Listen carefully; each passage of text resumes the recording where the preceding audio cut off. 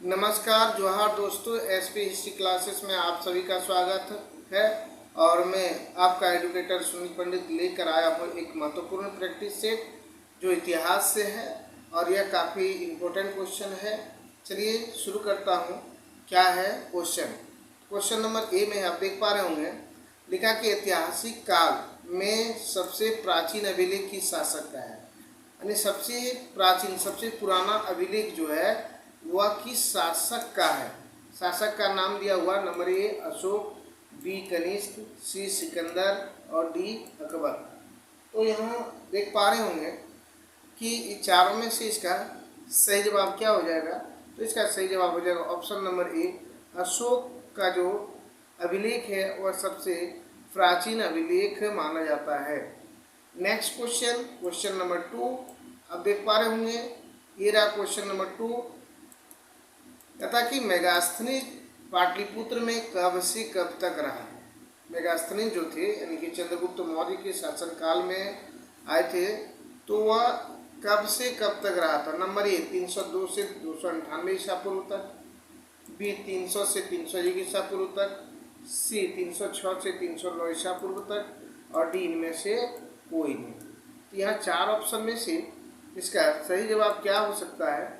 तो इसका सही जवाब हो जाएगा ऑप्शन नंबर ए, यानी 302 ईसा पूर्व से लेकर 298 ईसा पूर्व तक।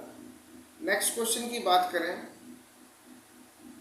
नेक्स्ट क्वेश्चन की बात करें तो ये आप देख पा रहे होंगे कि यहाँ देखिए ये कहता है कि अशोक ने अपने राज्याभिषेक के चौथे वर्ष निग्रोध, क्या कहता है, निग्रोध के प्रभाव से प्रभावित होकर किससे बौद्ध धर्म की दीक्षा ली थी। अशोक जो थे वह निग्रोध से प्रभावित हो गए और उसने किस धर्म को अपना लिया, तो बौद्ध धर्म को अपना लिया, यानी कि बौद्ध धर्म की दीक्षा ली थी। तो ये जो बौद्ध धर्म की दीक्षा ली थी तो ये किससे ली थी। नंबर ए नागार्जुन से, बी निग्रोध से, सी उपगुप्त से और डी इनमें से कोई नहीं। तो इसका सही जवाब क्या हो जाएगा। तो इसका सही जवाब हो जाएगा ऑप्शन नंबर सी, क्या हो जाएगा, उपगुप्त से। किससे लिया गया था बौद्ध धर्म की शिक्षा, तो उपगुप्त से। नेक्स्ट क्वेश्चन की बात करें तो उसके लिए हम पेज को चेंज करता हूँ और इसका थोड़ा सा जूम करने के बाद ये रहा आपका क्वेश्चन नंबर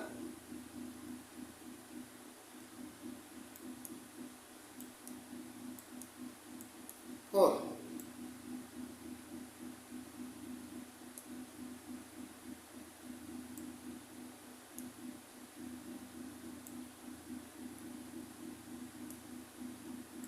तो आप देख पा रहे हैं कि मौर्य काल में आय का मुख्य स्रोत क्या था।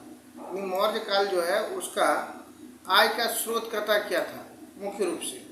तो यहाँ आप देख पा रहे हैं कि आयात कर था, बी में है निर्यात कर था, सी में भूमि कर था और एक शायद ऑप्शन छुप रहा है, इसको भी थोड़ा देख लेते हैं। इनमें से कोई नहीं। चलिए, तो यहाँ हम लोग इसका सही जवाब क्या देंगे कि आयात कर था या फिर निर्यात कर था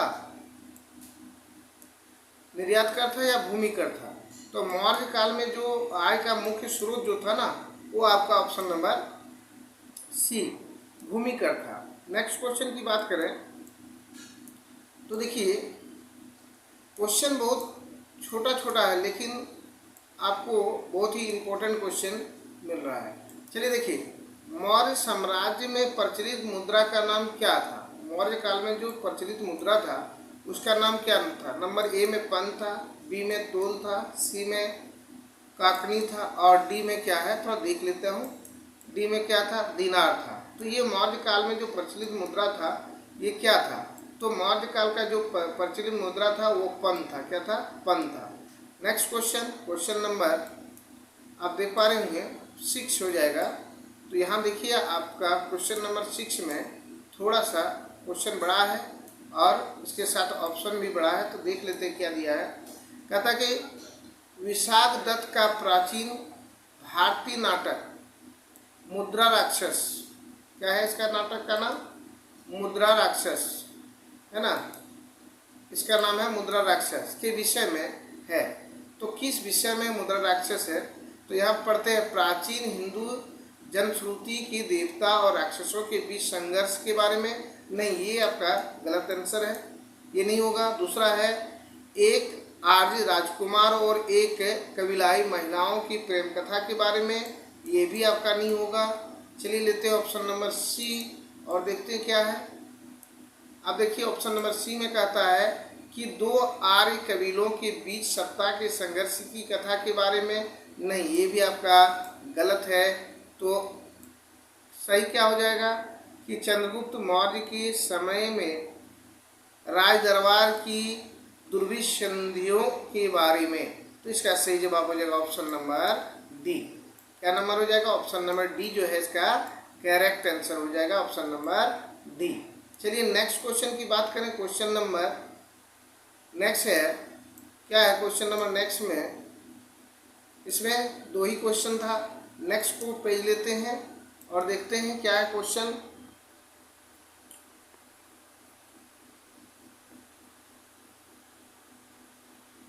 ये रहा क्वेश्चन, क्वेश्चन नंबर 7। जैसे आप देख पा रहे होंगे कि अशोक के शिलालेख में उनकी पत्नी के लिए क्या नाम आया है। मतलब अशोक की जो पत्नी का नाम आया है तो क्या नाम आया है?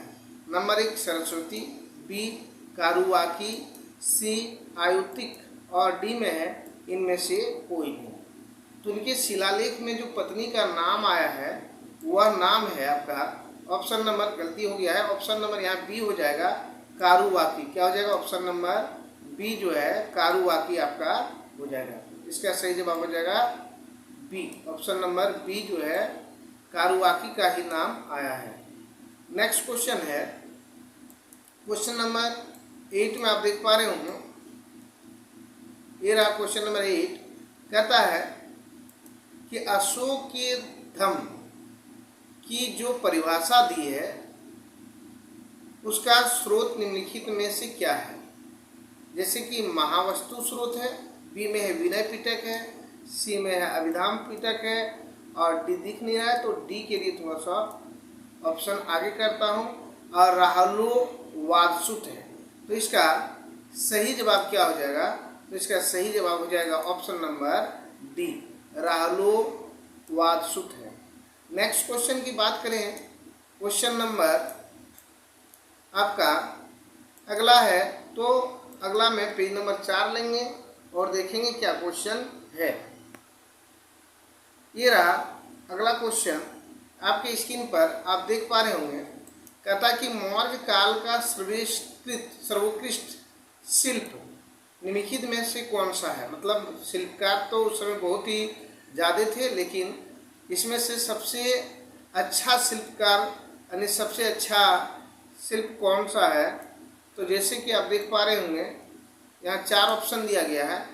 ए नंबर में है मृद शिल्प, मतलब मिट्टी से बनाया गया शिल्प, बी में है धातु कर्म, सी में है वस्त्र शिल्प और डी में है प्रस्तर शिल्प। तो इसका सही जवाब क्या हो जाएगा? इसका सही जवाब हो जाएगा ऑप्शन नंबर डी, प्रस्तर शिल्प सबसे उत्कृष्ट शिल्प में थे मौर्य काल में। चलिए नेक्स्ट क्वेश्चन की बात करें तो क्वेश्चन नंबर 10 आप देख पा रहे होंगे। ये रहा स्क्रीन पे। कहता है कि प्रथम मगध साम्राज्य का उत्कर्ष किस सदी में हुआ था?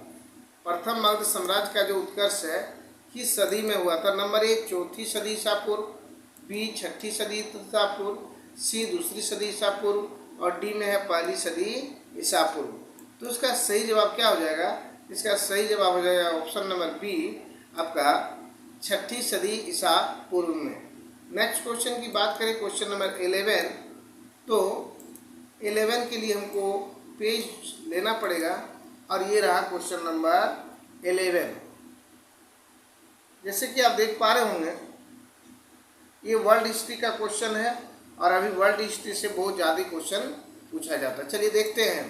कहता फरवरी 1801 में लेन्यूनील की संधि नेपोलियन तथा किस देश के साथ हुआ? देखिए यहाँ एक संधि हुआ था यानी इसके बारे में नेपोलियन बोनापार्ट जो थे वह 1799 में चांसलर बना था, और चांसलर के बाद ये 1801 में एक संधि हुई थी, लियोनील की संधि। तो लियोनील की संधि में किसके साथ हुआ था? नंबर ए फ्रांस के साथ, नंबर बी हो जाएगा, यहाँ उल्टा थोड़ा सा हो गया है, नंबर बी जर्मनी के साथ, नंबर सी ऑस्ट्रिया के साथ, और डी में है स्पेन के साथ। तो किसके साथ लियोनील की संधि हुई थी? नेपोलियन को। तो इसका सही जवाब हो जाएगा ऑप्शन नंबर सी, ऑस्ट्रिया के साथ हुई थी। नेक्स्ट क्वेश्चन की बात करें, क्वेश्चन नंबर 13 का। तो यहाँ देखिए, आप देख पा रहे होंगे कि रूस के शासक को क्या कहा जाता है? क्योंकि रूस के जो सम्राट हैं, शासक हैं, यानी कि राजा, तो उसको क्या कहते हैं? एक में सम्राट कहते हैं, बी में राजा कहते हैं, सी में जार कहते हैं, और डी में बादशाह कहते हैं। तो रूस के शासक को क्या कहता है?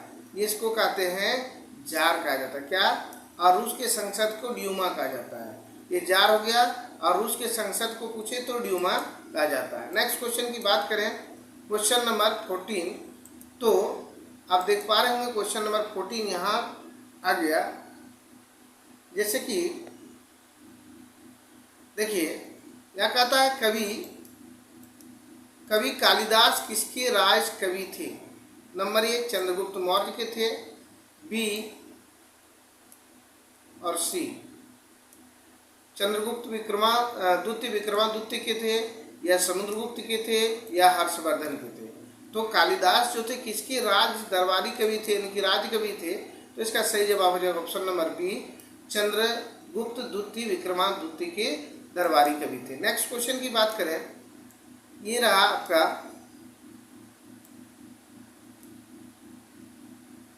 तो कहता है कि फायान किसके शासनकाल में भारत आया था?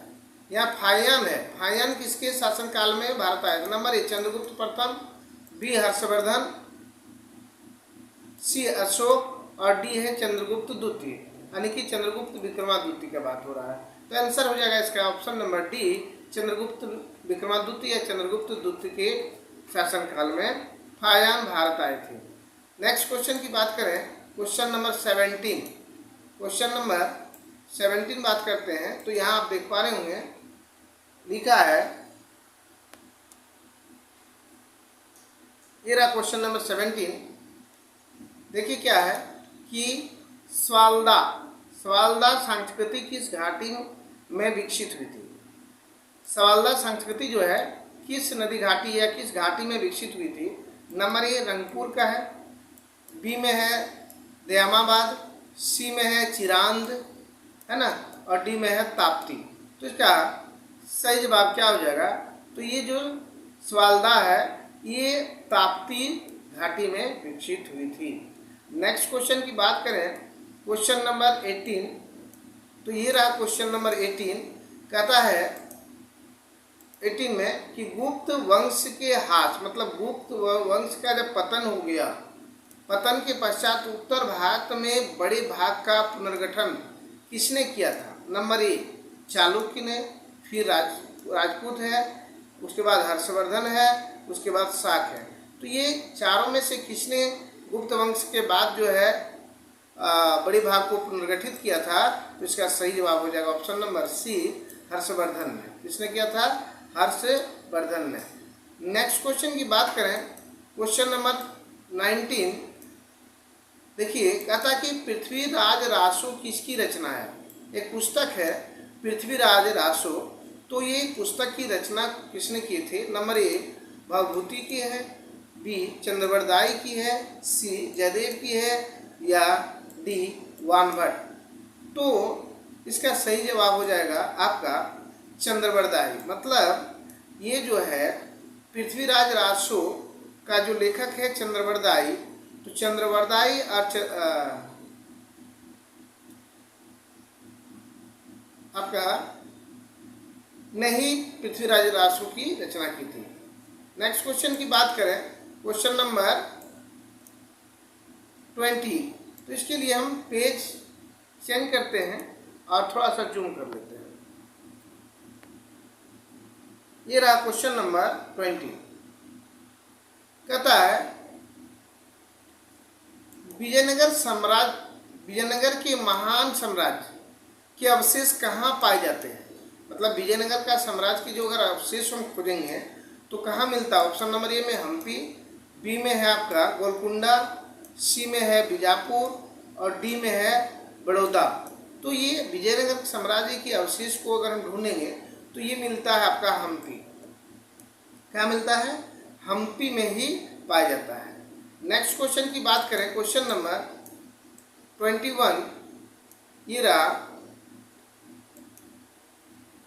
क्या है कि बाबर ने एक काव्य संग्रह दीवान किस भाषा में संकलित कराया था।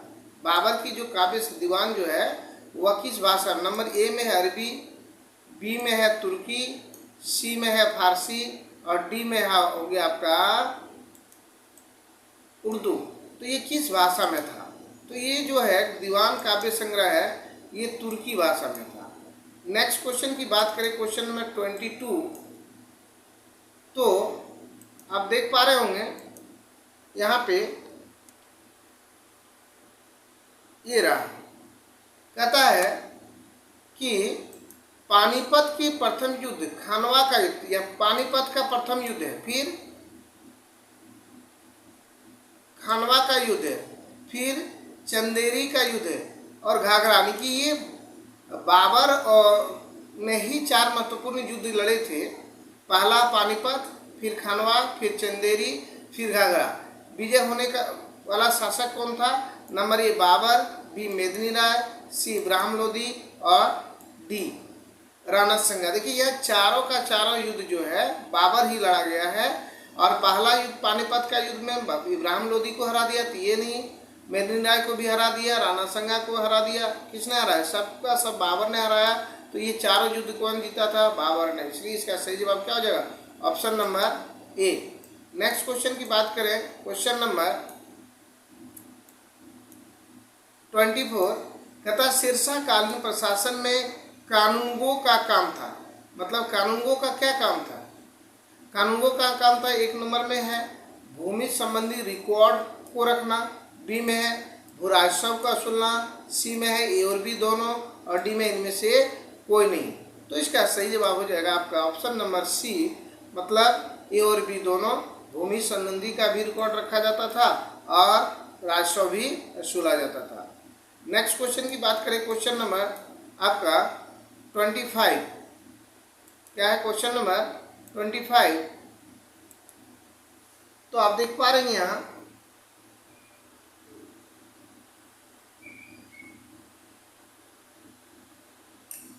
क्वेश्चन थोड़ा देखिए क्या लिखा है कि शेरशाह के भू राजस्व व्यवस्था के संदर्भ में क्या सही नहीं है। देखिए यहाँ क्या है, सही नहीं है। तो पहला कि भू सर्वेक्षण के आधार पर एक रजिस्टर खासरा खेतियानी तैयार किया गया, ये सही है। ये क्या है, सही है। बी नंबर है राय, यानी कि भू राजस्व निर्धारण के लिए फसल दरों की सूची लागू किया गया, ये भी आपका सही है। सी में है उपज के आधार पर भूमि की 3 श्रेणियों उत्तम, मध्यम एवं निम्न श्रेणी में बांटा था, ये किया था शेरशाह सूरी ने। और लास्ट है डी में भू राजस्व का दर जो है 1/6 भाग तय किया गया, नहीं, ये आपका गलत है। ऑप्शन नंबर डी जो है इसका गलत है। चलिए नेक्स्ट क्वेश्चन की बात करें, क्वेश्चन नंबर 26। ये रहा 26 क्वेश्चन नंबर। कहता है कि दिल्ली का पुराना किला किसके द्वारा बनवाया गया था। दिल्ली में जो पुराना किला है वह किसके द्वारा बनवाया गया था, number a Sher Shah Suri, b में शाहजहां, सी में दे दिया, और बी में है अकबर और डी में है हुमायूं। तो ये जो दिल्ली का जो पुराना किला है इसका निर्माण शेरशाह सूरी ने ही करवाए थे। नेक्स्ट क्वेश्चन की बात करें, क्वेश्चन नंबर 27। तो जैसे कि आप देख पा रहे होंगे कि किस युद्ध को जीतने के बाद शेरशाह सूरी ने दिल्ली में द्वितीय अफगान राज्य की स्थापना किया था। मतलब कौन सा 4 युद्ध में कौन सा युद्ध जो है जीता और किसको पराजित किया, उसके बाद यहाँ वो दिल्ली में दूसरा अफगान शासक की स्थापना किया था। तो नंबर ए में कन्नौज या बिलग्राम का युद्ध, बी में है चौसा का युद्ध, सी में है कलिंजर का युद्ध और डी में इनमें से कोई नहीं। तो इसका सही जवाब हो जाएगा ऑप्शन नंबर ए, कन्नौज या बिलग्राम का युद्ध जीता और इसी के साथ हुमायूं ने दिल्ली में द्वितीय अफगान राज्य की स्थापना किया था। चलिए, ये कन्नौज का जो युद्ध हुआ था ये हुआ था 1540 में। कब हुआ था? 1540 में हुमायूं और शेरशाह सूरी के बीच में, जिसमें से शेरशाह सूरी विजय हुए और हुमायूं पराजित हो गया था और ये भाग के दूसरे देश चले गए थे। नेक्स्ट क्वेश्चन की बात करें, क्वेश्चन नंबर 28। तो यहाँ पे आप देख पा रहे होंगे 28 में क्या है। क्वेश्चन नंबर 28 में जैसे कि आप देखिए, 9 वर्ष की उम्र में अकबर को कहाँ की सूबेदारी सौंपी गई थी? 9 वर्ष का जब अकबर थे, एक छोटा सा बालक, उस समय उसको एक सूबेदार बनाया गया। तो ये कहाँ के सूबेदार बनाया गया था? नंबर 1 काबुल के, बी गजनी के, सी सरहिंद के और डी उपयुक्त में कोई नहीं। तो इसका सही जवाब क्या हो जाएगा? ऑप्शन नंबर ए, ये 9 वर्ष की उम्र में काबुल का सूबेदार बने थे, सूबेदारी उसको सौंप दिया गया था। नेक्स्ट क्वेश्चन की बात करें, क्वेश्चन नंबर 29। तो आप देखेंगे कि कहता है वे राजपूताना राज्य कौन से हैं, मतलब राजपूताना राज्य कौन सा है जो अकबर की अधीनता शांतिपूर्ण ढंग से स्वीकार कर ली। अकबर के अधीन, अकबर के शासन के अधीन में आ गया था। यहाँ 3 ऑप्शन दिया गया है, ये तीनों और अंतिम में उपयुक्त सभी में कौन सा ऐसा राज्य था जो अकबर की अधीनता बिना युद्ध किए, बिना मारपीट किए या बिना कुछ खून खराबा किए हुए उसके अधीन हो गया था? Number A Bikaner, B Jodhpur, C Jaisalmer और डी उपयुक्त सभी। तो ये आप देख रहे हैं बीकानेर भी, जोधपुर भी और जैसलमेर, ये तीनों का तीनों बिना कुछ किए हुए अकबर की अधीनता को स्वीकार कर लिया था, इसलिए इसका सही जवाब हो जाएगा ऑप्शन नंबर डी, उपरोक्त सभी।